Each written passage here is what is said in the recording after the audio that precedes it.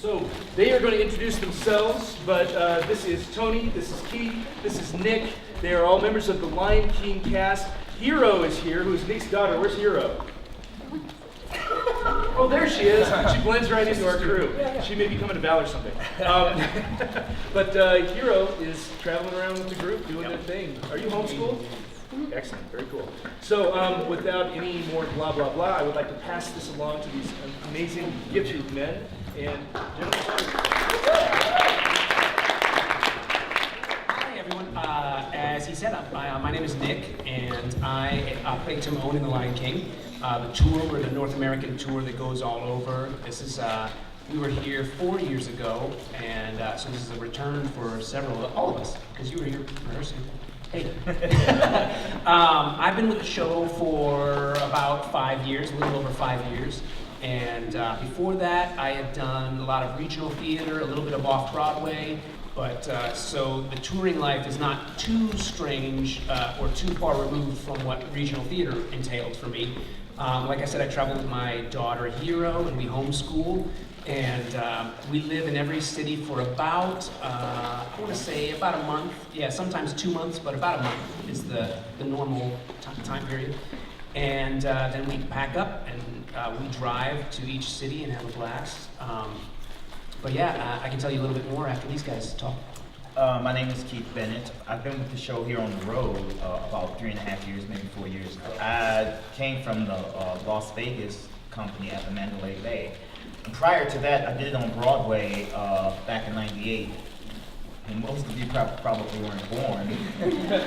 And I had been around in New York for quite some years, doing Broadway, Cats, chorus line, dancing. Started off as when I was very young, as a ballet dancer. I went to School of American Ballet, and got to move on from there. And Tony, I've known Tony for years. When he came to the cast on Broadway back in 2000. So sometimes we're all in the dressing room together, and it's just crazy. Right, Tony? Go ahead. Hi, I'm Tony. I've done The Lion King off and on for 15 years. For the first 10 years, I played Zazu, the wacky bird. And then finally, Disney took pity on me after doing over 3,000 performances as Zazu. So they shifted me over to being the standby. So now I stand by for Scar, Zazu, Timon, and Pumbaa. So I play all 4 roles. Tonight I'm on with Nick as Pumbaa, so we'll be Timon and Pumbaa tonight. That'll be fun. So I did the show 3.5 years on Broadway, and then now I've been touring with the show for many years. And now that you've seen my face, you'll probably recognize me from a couple episodes of Law & Order and Law & Order SVU I did. When I appear on the screen, you'll go, oh, I know that guy, he came to our class. I always love it when friends of mine from high school tell me they saw me on Law & Order, because that means I'm gonna get another check. Because every time they air it, they have to send me another check. So that's always fun. But we're here for you guys. We're just here to answer any questions that you guys might have about working professionally in the business. We mainly do theater. We've done film and TV and stuff, but we mainly do theater. That's kind of what we love and what our careers have been. But we will do our best to answer any questions that we can answer for you. So I'll turn it back to Nick. Yeah. It's kind of fun sometimes to let you know how we got into it. Sometimes people are curious about that, how we got into this show specifically, or how we got into theater. But it's funny because both Tony and I have a similar experience where when you've auditioned for shows, I'm sure you go in and you have somebody who's reading with you, somebody who does all the other parts against you. And both Tony and I worked for the casting director for Lion King, and we were there. I can't speak for him, but for myself, I was just there having a good time. It was an easy job to have in between jobs, and fun, and you get to learn a lot. You learn a lot about auditioning and what you can take away and how to be a good auditioner, and there's nothing at stake. You're just having a blast reading with people. And for the Lion King auditions, they're always very, they want you to get up and do the scene with the people coming in, which is awesome, because a lot of times you'll just be very, stoic, sort of standing there, stoic, and reading, sort of monotone. But they wanted you to encourage you to get up there and do the scenes with everybody. And right off the bat, the casting director was like, okay, is this something that you would be interested in? And I thought to myself, I don't know. Yeah, I mean, I guess, but it was completely off the radar, so it took me by surprise. I was like, yeah, I'd never thought of doing The Lion King. It wasn't, I'd done a lot of classical theater, a lot of modern stuff, so it was, and musicals weren't really in my wheelhouse, short of like holiday shows, you know, Christmas shows with Christmas carols and such. But it was kind of cool, and then for the next month and a half, I just got to be paid to audition for the show, and then ultimately, Julie Taymor came in on the last day, and I read with everybody who was coming in, and then at the end of the day, she goes, all right, would you like to go on tour? It's like, yeah, all right, sure. So, yeah, it was kind of crazy, but that's how I got started, and Nick actually got lucky too, because originally to play Timon, the role Nick plays, you had to be 5'4" or less. Because they didn't want the actor to distract him as much from the puppet, because he's behind his puppet. And if you're taller than 5'4", it throws off what Julie wanted the focus to be. Well, eventually they ran out of actors that were 5'4" or less that could do the part really well. And so they eased up on those restrictions, and then we were able to get Nick to come in and do the show. He's not a giant, but he's not 5'4". So we're thrilled to have him. I auditioned, I was actually doing ragtime. I was doing ragtime at, and a friend of mine, he and I were just driving around in LA having some fun. We saw all these people out, all these black people everywhere. We were like, what's going on? I said, pull over the car. We pulled the car over, we got out, we started hanging out with, the people that were auditioning, and, I just kept talking to people and, getting up in their business. Next thing you know, I'm in a room, and I see Jeff Lee, and he's there with Julie Taymor, and they threw a script in my hand. And I thought, all right, what am I reading? They said, you're reading for a hyena. I was like, a hyena?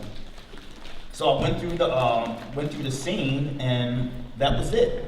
And they told me, listen, we loved your work. We know that you're doing ragtime. They had already had Stanley Matthews. He was the original Bonsai. He was already doing the show. And when he left, he was the first hyena. When he left, that's when they had me come back to New York to audition for the show. I had to go back to New York, I had to fly back to New York. They flew me there to audition. And so, maybe this will help you out with your auditions, how you have to get in there to relax, because it's hard to tell exactly what happens in an audition. The truth is, I really didn't care about the job. Still doesn't. I was having fun in California. I had no interest in going back to New York. But anyway, I went to the audition, and we were on stage, and we just started messing around with the puppets.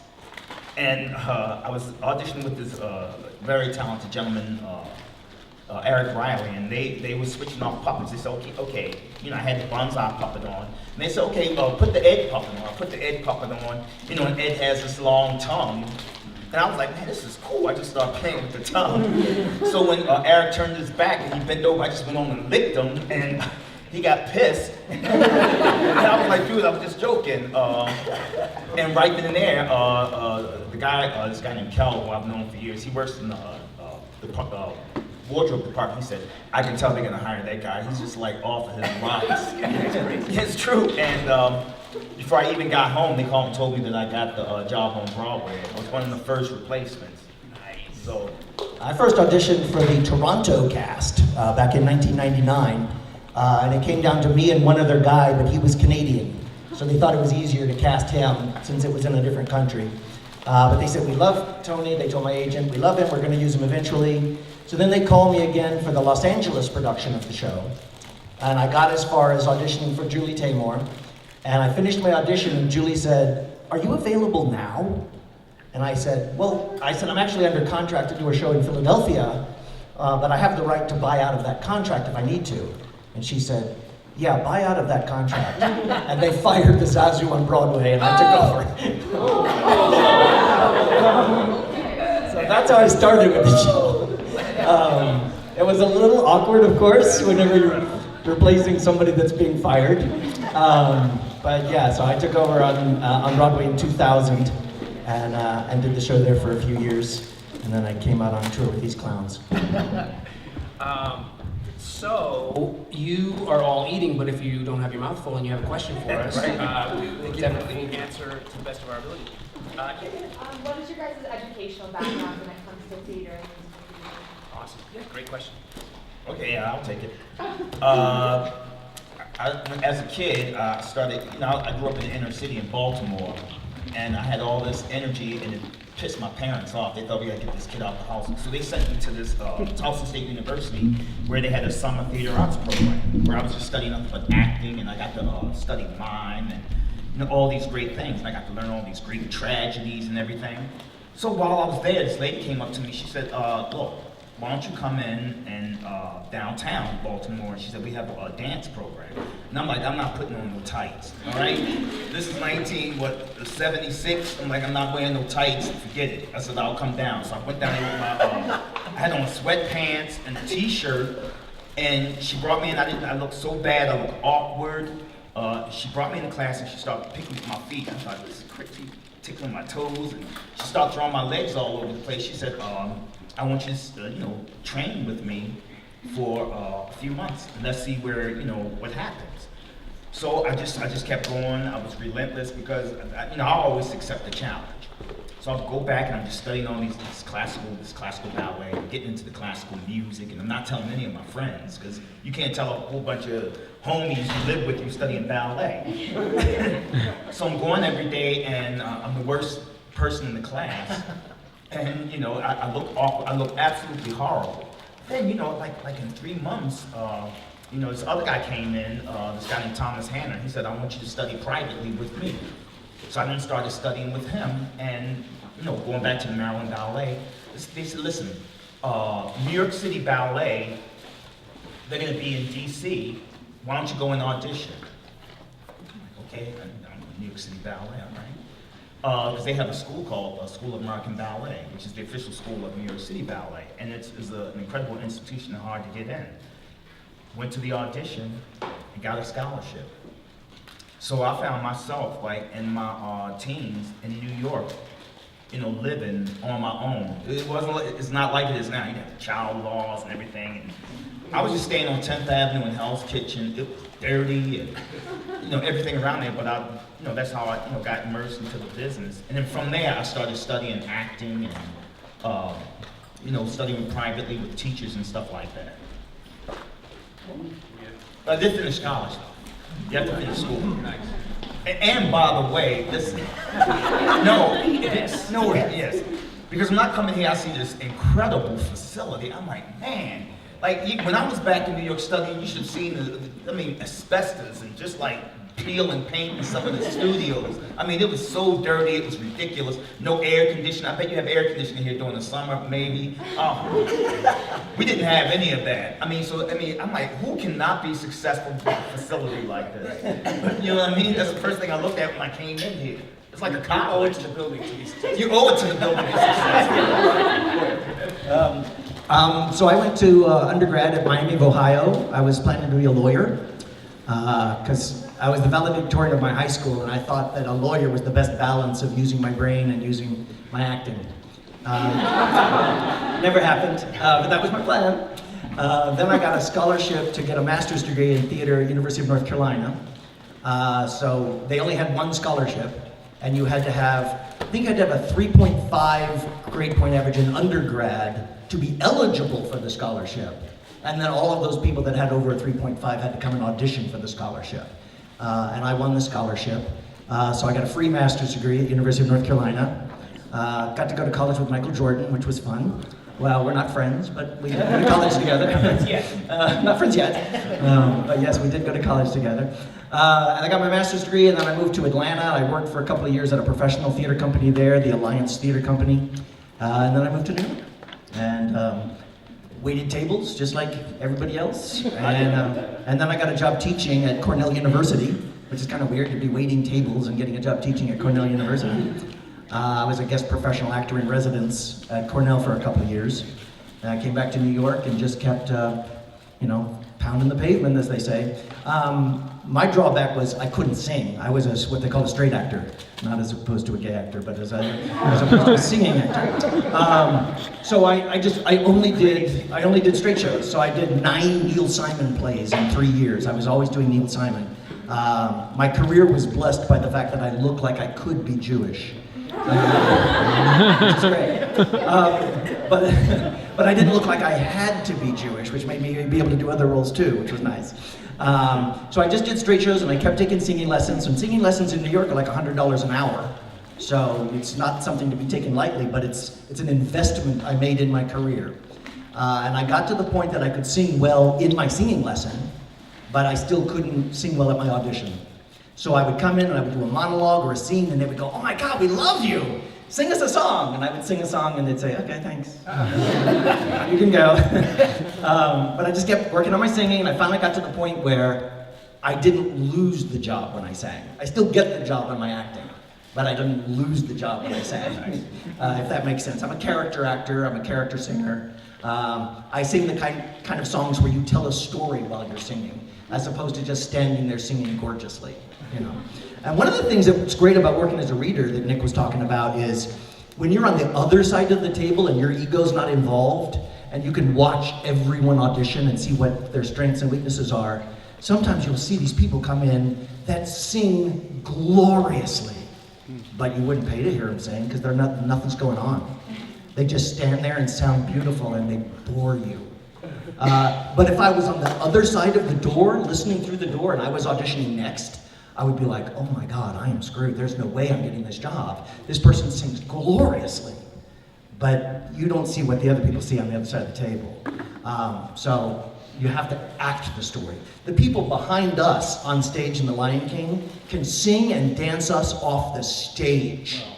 But, you know, supposedly we were hired to tell the story. Well, not Keith, because Keith's a fierce dancer. So anyway, the investment I made in taking singing lessons totally transformed my career. Because once I got to that point where I could sing well enough, my career just took off. And after that, I was doing musical after musical. The funniest transition for me was, I'm sure you guys have heard of A Chorus Line.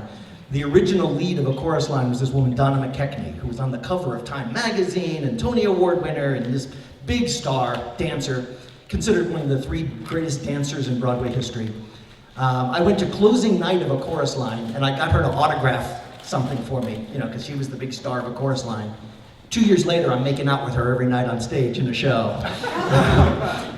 We were playing the leads opposite each other, and I was like, okay, what a weird business this thing is, to be making out with somebody whose autograph you have. That's incredible. My experience was, it's been kind of a crazy, steady time from when I was around 6, I would say. I'm gonna put this down. I started in, thanks. I started in church plays. My stepfather's a pastor, and we were doing, I think you're doing Christmas Carol coming up. Yeah. And that was one of my first experiences. I got to be, I was the ghost of Christmas Future, and I wore this like Jedi hood and an E.T. finger so I could point to the future. Is that what you're supposed to say? Ghost of Lion King Future. The Ghost of Lion King Future. And I got to be the young little boy who's like, sings God Rest You Merry Gentlemen and get a ruler thrown at me. But so that was my outlet. And then I did children's theater when I was growing up. And then I started to realize that you could actually make a living as a performer, as an artist.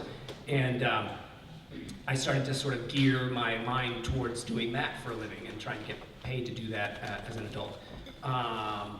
Unfortunately, our drama department in my high school, the funding was cut, so there was no drama department. So the only outlet for performing we had was through speech and debate. I don't know if you have a speech and debate program here. But yeah, so all of our performing experiences were, you know, like 8-minute, you know, monologues or dual acting scenes and maybe a 1-act, but nothing as big as a full musical or a full play.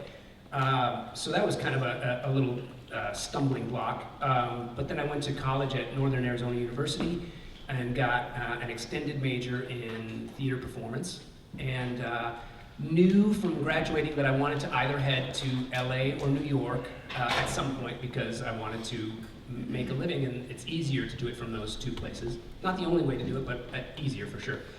And I had a lot of family. I was born in San Diego, and I had a lot of family there, and said, "Oh, that'd be a good stepping stone. I can dip my foot in the pool, and then pop up to LA when I'm ready."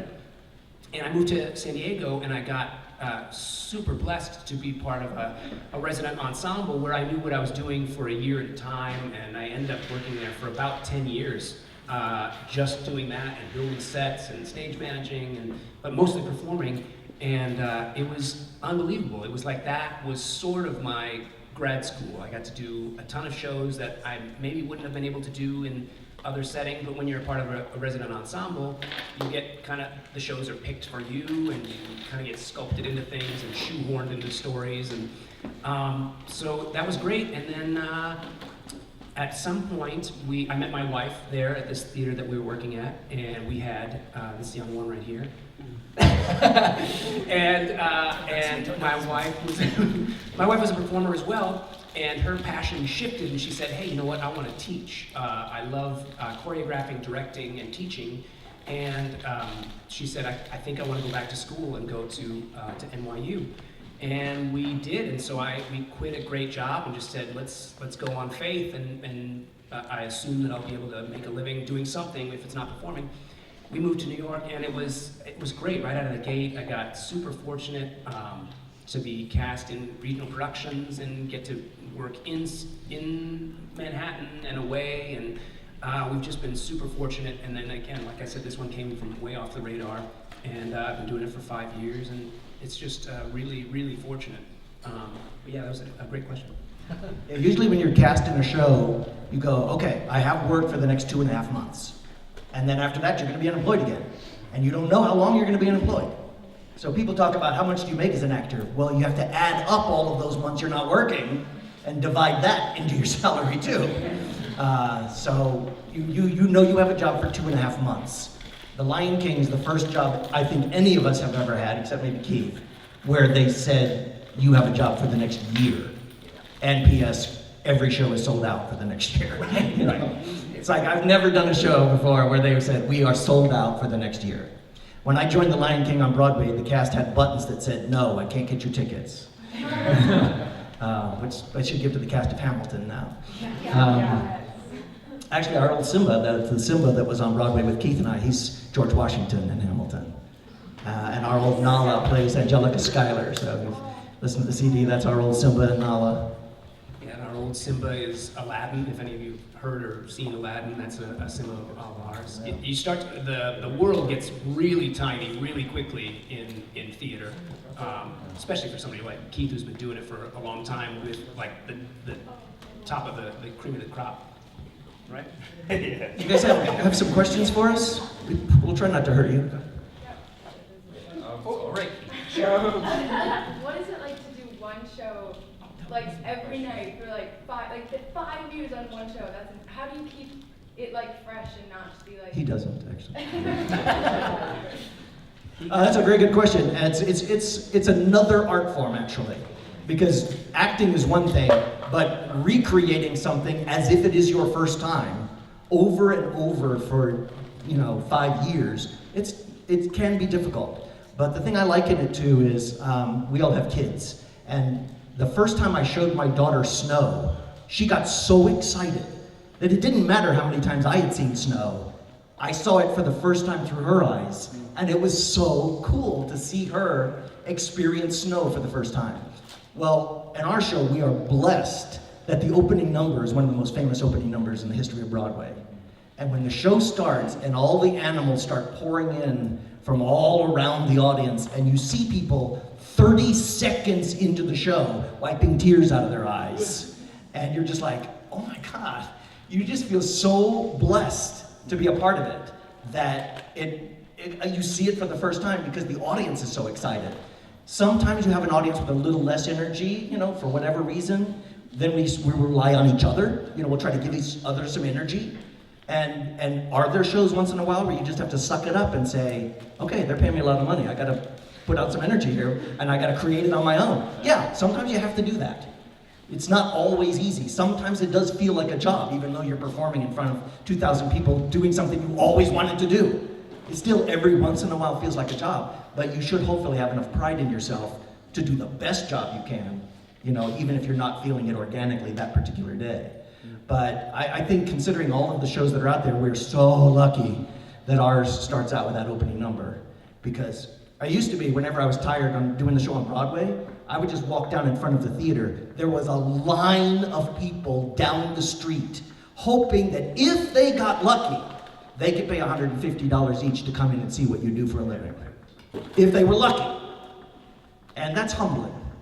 That's humbling. You see a line of people down the street in the snow in New York City, and you're like, I am not complaining about my job. Right.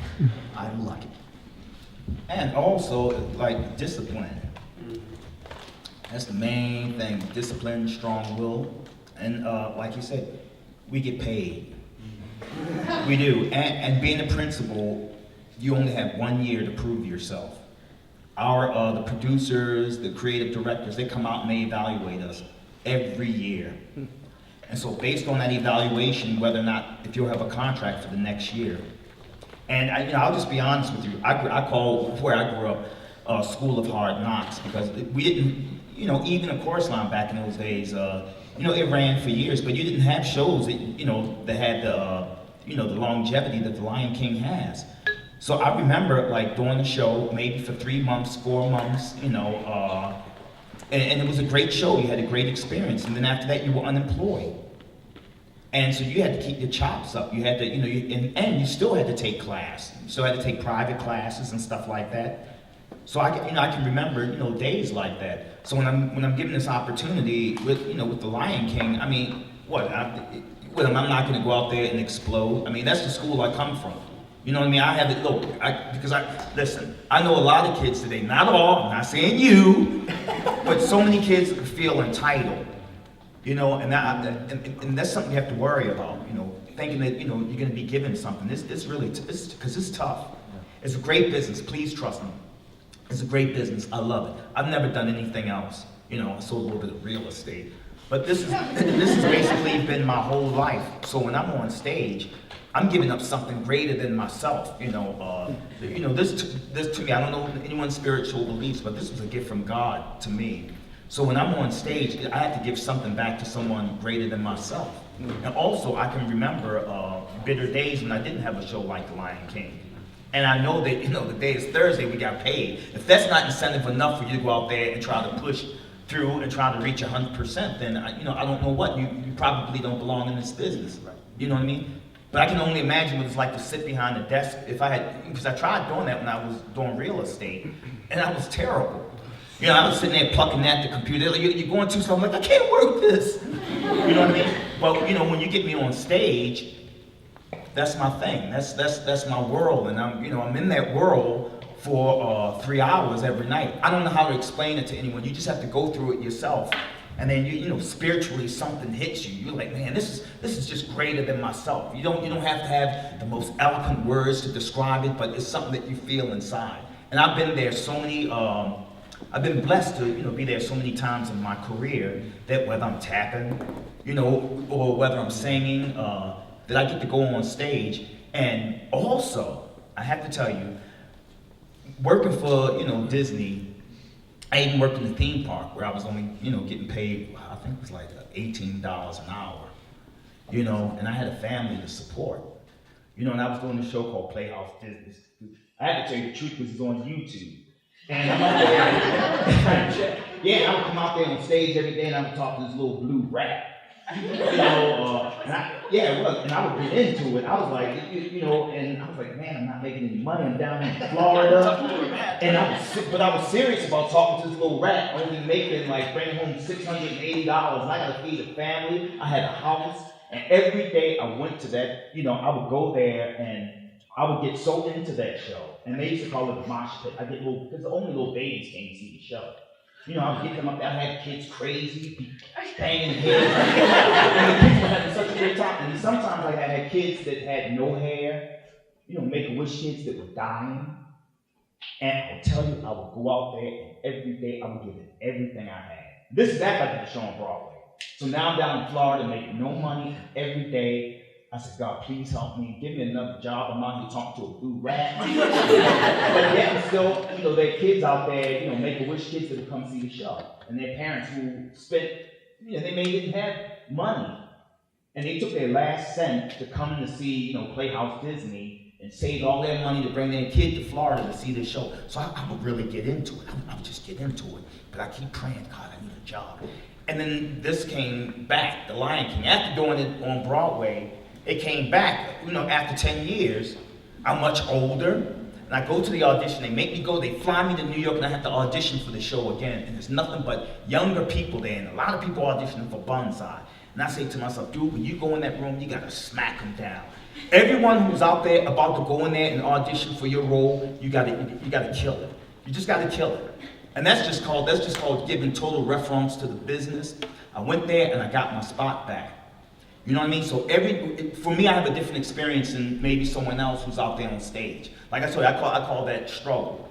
And I think in my professional career, I've dealt with struggles. And I think those struggles that I've had to deal with are the same tools that I can use when I go out there every day and perform for people. You know what I mean? One of the things that's humbling when you move to New York, I moved to New York from Atlanta. And Atlanta's a fairly large city. But when you would audition for a show in Atlanta, they'd have auditions from like 5 at night to 9 at night, or 5 to 10 or something like that. And you'd just wait until it was your chance to audition, and you'd audition. So I moved to New York, and they would have like 3 days of auditions from 9 to 5, let's say. So I was like, oh wow, 9 to 5, that's all day long. I'll just go and wait. I'll go there an hour before they start, and I'll wait. And if I have to wait all day long, I'll wait all day long. I don't care. So I got there at 8 o'clock in the morning. The line was already twice as long as there were enough slots to see for that entire day. An hour before the audition started. So then I was like, oh dear, okay, we're dealing with a whole different level of competition than what I'm used to.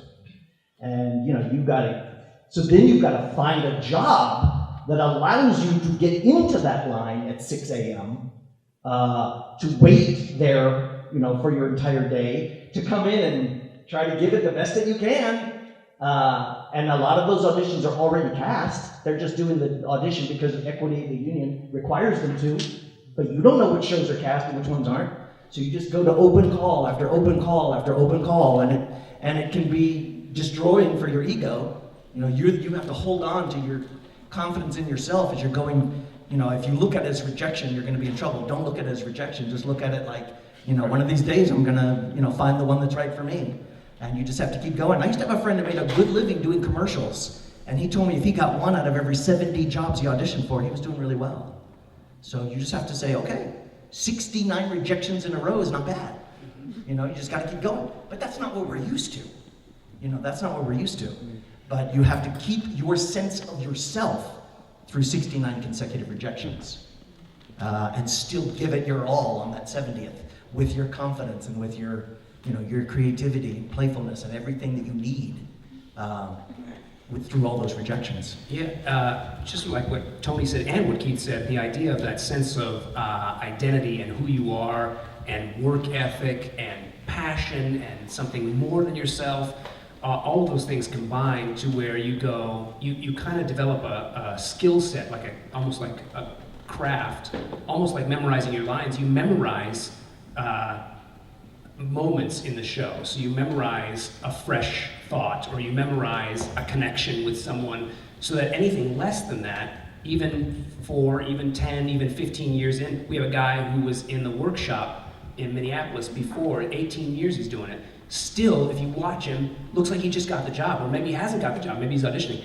But you memorize what your body feels like to make those connections, that electricity, to where anything less than that feels like you're not being true to yourself or the character or the show or your family or all those things. It's kind of a perfect storm of things that add up to make you, your standard is ideally excellence, or at least the best you can do. Yeah.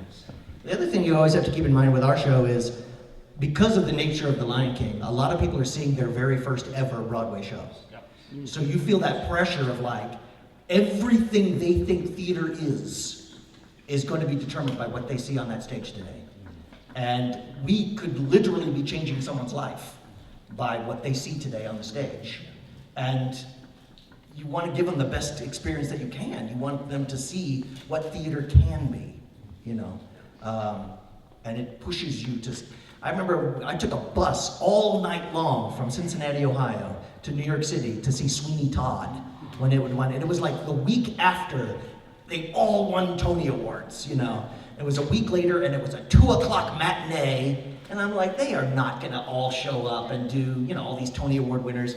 Every one of them, full out, full energy. And I was just like, and I've always remembered that, you know, that they gave it their all on a 2:00 matinee the week after they all won the Tony Awards for a little college kid that had taken a bus all night long to see the show.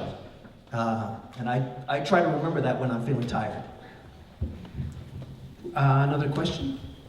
Yeah, could you guys talk a little bit about like actors' equity, or like how you write your cards, or like what it is? Yeah. In a way? Yeah.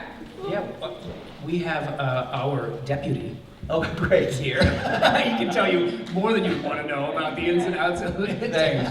Well, there used to be 3 unions. There used to be Equity, SAG, and AFTRA. AFTRA did mainly things that were taped, radio and things that were taped. SAG was filmed, and then Equity was live theater. But now SAG and AFTRA have merged. In fact, it used to be, I did extra work for a while on Saturday Night Live. And if you see a little skit that's filmed on Saturday Night Live, they had to pay those guys SAG. But if it was live on stage, they had to pay those guys AFTRA. So everybody on Saturday Night Live wanted to do those filmed ones because then they got double salary for that week. But now that the unions have merged, it's not such a big deal. But Equity, there's a couple of different ways of joining Equity. If the union can prove that you are the only one that can play that role, if they say, look at how many people we auditioned, and we have to have Keith Bennett, then they can just turn you. They can just turn you Equity, and you pay your, you know, whatever it is now, $1,300 or something to join, and then you're in the union. Or you can be in a show, like at a regional theater, understudying, playing smaller roles, and accruing what they call equity credit. And then once you've done that for 50 weeks, then you can join the union. You have the option of joining the union. What they used to do is if you did that for 40 weeks, then you could take an exam on equity rules and then earn the right to join the And then union. don't they have like equity eligible? Well, that's what I'm talking about with the shows. If you have to file, to get through 50 weeks, you have to file with the union to be an equity membership candidate so that they will follow your hours for you so that they can say, yes, you have understudied or played small roles or something in an equity show for 50 weeks. Now, once you get to Broadway, every single person in the cast has to already be in equity. You can't be an equity membership candidate and be in a Broadway show, but you can do like regional theaters and theaters like that where you can accrue points towards your equity card. Or if you have a unique talent, like I said, they can just say, we have to have her, and then they will just turn you equity. Especially if it's for a young person's role, I mean, they're much more limited. If you're doing Matilda, you're not gonna find a bunch of 8-year-olds that have 50 weeks of equity credit. You know, some of those people, you're gonna have to turn them, you know. Question? Could you tell the students some do's and don'ts about auditions? Just some real practical advice for them? Well, yeah, since Nick and I spend a lot of time in the audition room, I have seen so many people lose the job before they even start. You know, where they come in, and before they've even started their audition, you're like, I do not want to spend 8 hours a day in a room with this person. Because they are a nervous wreck, or they're just annoying, like right off the bat, before they've even started. It's nerve-wracking. It is. It's hard. You know, on the other side of the table, you get that it's hard. Believe me, all those people on the other side of the table get it, and they're rooting for you. That's the other thing is some people come in with a kind of a chip on their shoulder, like, hell with you, I'm going to get this part. It's like, no, they want you to be good in the part. You know, the people behind the table are rooting for you to be good. But it's hard because some people will come in and they're such a neurotic mess that even if they're good in the part, you just don't want to spend 8 hours a day in the room with them. Here's the other thing I will warn you about. Make sure that every single person you ever work with wants to work with you again. Because there's people that you may not want to work with them again, but make sure they want to work with you. because I've done so many auditions where they would look on your resume, and this is for a Broadway show. They would look on your resume and go, oh, they went to Valor High School. Call that guy and see what he thought of them. You know, they will call any reference that they see a connection to and say, well, what's she like to work with? What's her work ethic? And you can lose a job by thinking that you don't need this person. I don't respect this director, so I'm not going to be, you know, professional towards them. Heck with them. I don't need that director. Well, actually, that could cost you a job you actually do want. Yeah, right. So make sure everyone you ever work with wants to work with you again. And when you go to these auditions, you have to be prepared. You know, and it's true, that comes in the training, where you study, you know, you're singing, you're acting, you're dancing. Because some things you just have no control over, whether you're too short, you know, too tall. I mean, that's out of your hand, you know, but it depends on what job you do when you go in there and audition. Because chances are that the casting director, they'll make a mental note of your audition and how good it is. And you'll get called for like another project, another audition. This happened to me so many times. But the truth is, I'm gonna be honest with y'all. When I auditioned for The Lion King, for the company that was going to Mandalay Bay, I had a little chip on my shoulder. You know what I mean? I sat out there and I saw all these guys auditioning for my role and everything. And like I said, you know, I went in there, I had to be tough. You know, you have to find some energy or somewhere. One thing I can't do, I cannot sit out in a room with a bunch of people and gossip and talk before I go in there and audition. I have to find that space where I center myself and, you know, no one is around me and I only hear my voice. You know, I don't like listening to other people when they go in there and audition. You know, you know, I think that's your sacred time. You know, when you study acting, you have to get in the character and all that. Those periods are important. And then when you go in there, of course you're nervous. I'm nervous talking in front of y'all. I'm nervous every night when I go on stage. You know, what's gonna happen with my puppet? You know, that comes with the business. So you find whatever you need, whatever spirituality you need. For me, I have a little prayer that I say. I be saying my little prayer, then I go in there and audition. I say my little prayer and I go on stage and I do my thing, you know. But you know, but a lot of that, you have no control over. But the people behind the desk, most of the people behind the desk, they want you to do good, right guys? Because Yeah, you know what I mean? job easier. It makes their job easier. Yep. Wouldn't you say, Nick? Absolutely. Yeah. Yeah, okay, I'll take it. Yeah, you made me think of a few things, which were, so the idea is that so much is out of your control. That audition is not only gonna be your 69, 70, 75 times in a row of, that's your job, is the auditioning. But you're the creative director, you're the artistic director, you're the choreographer, you're the performer, you're all of those things. Make it yours, like own it, make it something that you're proud of and that you want to say, yeah, I'm presenting this as the best example of myself in this role, and see if they agree. Also, I would say that the idea, I've had a few friends who think of that audition as not their audition, but as their first day of rehearsal, which takes off that pressure. We all talked about, you know, he didn't care. He didn't know what the show was. They handed him a script. I didn't know. I was just having fun. If you're taking the pressure off of, I need to get this, I've got rent coming, I've got to buy lunch, all that kind of stuff. If you can get that out of there and you're just having a good time with art, they love it. And I've also seen a lot of people come into the audition, and it's like you could tell they didn't put any preparation into it. They're just reading it, you know, and just going, well, hopefully I look like what you wanted me to look like. It's like, but they didn't make any choices. They didn't make any connections between their real self and what they could bring to the role. And it was just like, you know, and most people who come into the room and audition, it's like, I guess they could do it. But then you have someone that comes in that put in the work and just like takes that role and grabs it. And you're like, okay, that's your part. I know we're out of time, but if you guys think of some questions that you didn't have time to ask, give them to your teachers, they'll pass them on to us, and we'll try to answer back anything that you didn't have time to ask us, or didn't feel comfortable asking in front of the whole class, or whatever. Ask them, pass them on to us, we'll try to get you some answers, okay? Break a leg.